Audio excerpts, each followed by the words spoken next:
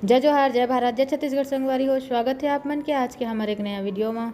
और मोर से बड़े संगवारी मन ला प्रणाम और छोटे भाई बहनी मन ला ढेर सारा प्यार। तो चला संगवारी हो वीडियो स्टार्ट करथन। संगवारी हो हमन आयन अभी शिव जी के मंदिर पूजा करे बर, काहे कि आज सोमवार है तो हमन हर सोमवार के पूजा करे आथन यहाँ मंदिर शिव जी के जल चढ़ाए। संगवारी हो एती मंदिर के पीछे एक बहुत बड़े बेल के पेड़ हावय जो अभी बहुत फले हावय। एदे संगवारी हो देखा बहुत फले हेवय, बहुत बड़े बड़े भी पग भी गे हावय, लेकिन अभी गिरत नहीं ही नीचे।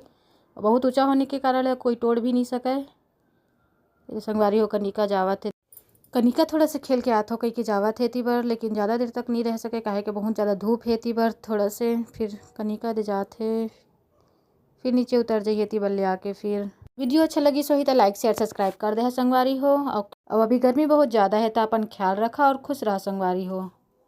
यहाँ बजरंग बली भगवान के भी मंदिर हवय तो थोड़ा से प्रणाम करे बर मैं कनिका आगे हवन लेती बर।